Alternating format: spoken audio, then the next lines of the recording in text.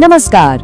आज के शानदार एक्सप्लेनर में हम एक ऐसी दुनिया में गोता लगाने वाले हैं जो किसी बोरिंग लैब में नहीं बल्कि हमारे और आपके घरों में हमारी रोजमर्रा की जिंदगी में छुपी है। जी हाँ, हम बात कर रहे हैं एसिड्स, बेसिस और सॉल्ट्स यानी अम्ल, क्षारक और लवण की। तो चलिए बिना किसी देरी के शुरू करते हैं। आइए जल्दी से देखते हैं कि आज हम क्या क्या कवर करने वाले हैं। शुरुआत करेंगे हमारे रोजमर्रा के अम्लों और क्षारकों से।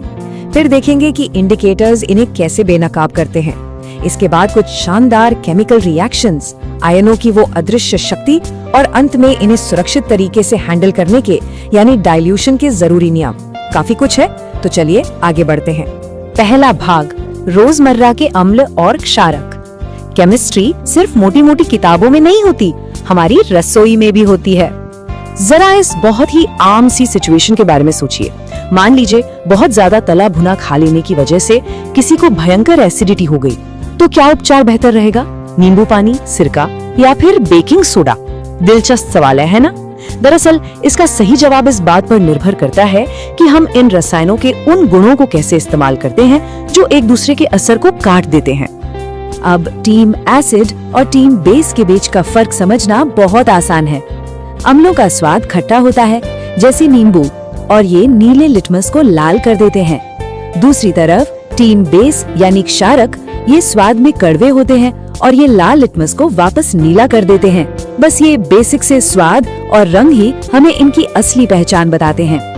और इसका एक बहुत ही मजेदार रियल लाइफ उदाहरण हमारी अपनी लॉन्ड्री में मिलता है।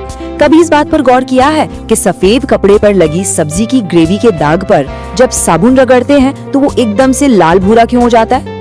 ऐसा इसलिए क्योंकि साबुन असल में एक क्षारक है और सब्जी में मौजूद हल्दी एक नेचुरल इंडिकेटर। लेकिन जब उस कपड़े को बहुत सारे पानी से धो देते हैं तो दाग फिर से पीला पड़ जाता है, एकदम जादू की तरह। चलिए अब अपने दूसरे भाग की तरफ चलते हैं। अब हर रसायन को चख कर तो देखा नहीं जा सकता, वो खतरनाक हो सकता है। यही एंट्री होती है इंडिकेटर्स यानी सूचकों की। प्रकृति और विज्ञान ने हमें रसायनों को पहचानने के लिए कुछ बेहतरीन टूल दिए हैं।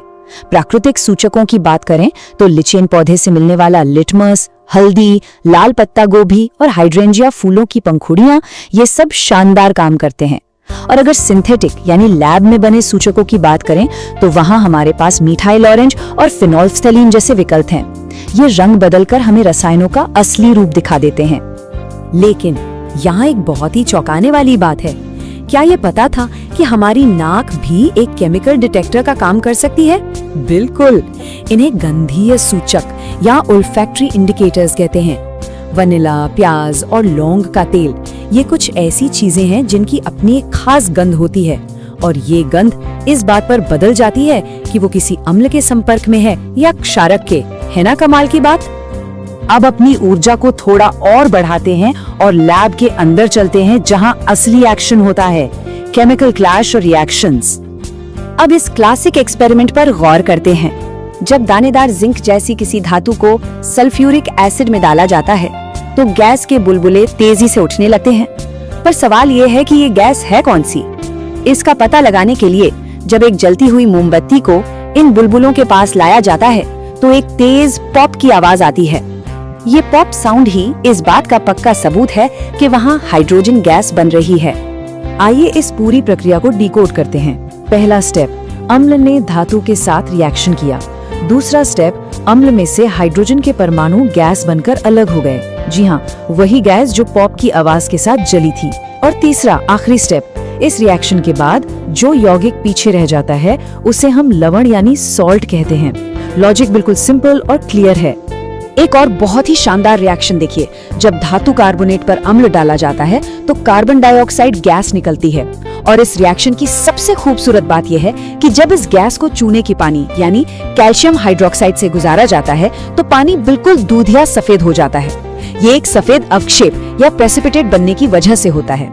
इस रिएक्शन की टाइमलाइन समझना भी काफी आसान है। सबसे पहले धातु कार्बोनेट ने अम्ल के साथ रिएक्शन किया। इससे बनी 3 चीजें, लवण, पानी और कार्बन डाइऑक्साइड गैस। फिर जब वो कार्बन डाइऑक्साइड गैस चूने के पानी से टकराई तो उसने कैल्शियम कार्बोनेट का वो दूधिया सफेद अवक्षेप बना दिया। ये स्टेप बाय स्टेप प्रोसेस ही तो केमिस्ट्री की असली जान है। और अब समय आ गया है इस एक्सप्लेनर के सबसे बड़े आहा मोमेंट का। चलिए मैक्रो लेवल से सीधा माइक्रोस्कोपिक दुनिया में जूम इन करते हैं और आयनों की ताकत को समझते हैं। अब ये हिस्सा वाकई बहुत दिलचस्प है। अगर पानी में थोड़ा सा अम्ल मिला हो और उसमें बिजली पास की जाए तो एक बल्ब जल उठता है, मतलब अम्लीय विलयन में बिजली दौड़ सकती है। लेकिन अगर वहीं हम ग्लूकोज या अल्कोहल का इस्तेमाल करें तो बल्ब बिल्कुल नहीं जलेगा। तो ऐसा क्या है जो अम्लों में तो है पर ग्लूकोज में नहीं? इसका सीधा सा जवाब है आयन। इन दोनों के बीच का फर्क समझना बहुत जरूरी है। जब अम्ल पानी में मिलते हैं तो वे हाइड्रोजन आयन या हाइड्रोनियम आयन बनाते हैं, जैसे हाइड्रोक्लोरिक एसिड या सल्फ्यूरिक एसिड के केस में, और यही आयन बिजली को बहने का रास्ता देते हैं। इसके उलट जब क्षारक पानी में घुलते हैं तो वे हाइड्रोक्साइड आयन पैदा करते हैं, जैसे सोडियम हाइड्रोक्साइड। असल में ये आयन ही तय करते हैं कि कोई चीज अम्लीय होगी या क्षारकीय। इतने शक्तिशाली रसायनों के बारे में जानने के बाद हमारा अगला और बेहद अहम पड़ाव है सुरक्षा और डाइल्यूशन, क्योंकि जब बात केमिकल्स की हो तो सावधानी हटी दुर्घटना घटी। तो एक बहुत ही प्रैक्टिकल सवाल, क्या होगा अगर किसी बहुत गाढ़े यानी कॉन्सेंट्रेटेड अम्ल या क्षारक में पानी मिला दिया जाए? ये सिर्फ थ्योरी का सवाल नहीं है, बल्कि ये उन असली भौतिक खतरों से जुड़ा है जो रसायनों को गलत तरीके से मिलाने पर हो सकते हैं। ये सेफ्टी रूल्स बिल्कुल कंठस्थ होने चाहिए। सांद्र अम्ल में पानी मिलाना एक भयंकर ऊष्माक्षेपी या एक्सोथर्मिक प्रोसेस है, मतलब इससे बहुत ज्यादा गर्मी निकलती है। इसलिए गोल्डन रूल हमेशा याद रखना चाहिए। हमेशा पानी में अम्ल को मिलाना चाहिए, वो भी धीरे धीरे और लगातार हिलाते हुए। कभी भी गलती से भी सांद्र अम्ल में पानी नहीं डालना चाहिए, वरना वो छलक कर गंभीर चोट पहुंचा सकता है। पानी मिलाने के इस प्रोसेस को डाइल्यूशन कहते हैं, जिससे केमिकल्स की ताकत थोड़ी कम हो जाती है। तो मुख्य बात ये है कि जब अम्ल और क्षारक आपस में टकराते हैं तो क्या होता है? वो एक दूसरे के असर को बिल्कुल खत्म कर देते हैं, कैंसिल कर देते हैं। रसायन विज्ञान का एक सीधा सा नियम है, अम्ल और क्षारक मिलकर लवण और पानी बनाते हैं। इसी को न्यूट्रलाइजेशन या उदासीनीकरण कहते हैं। याद है हमने शुरुआत में पेट की एसिडिटी की बात की थी? वहाँ भी यही कॉन्सेप्ट काम आता है, जहाँ बढ़े हुए अम्ल को बेकिंग सोडा जैसे क्षारक से शांत किया जाता है। और अब जाते जाते एक ऐसा विचार जो वाकई सोचने पर मजबूर कर देगा।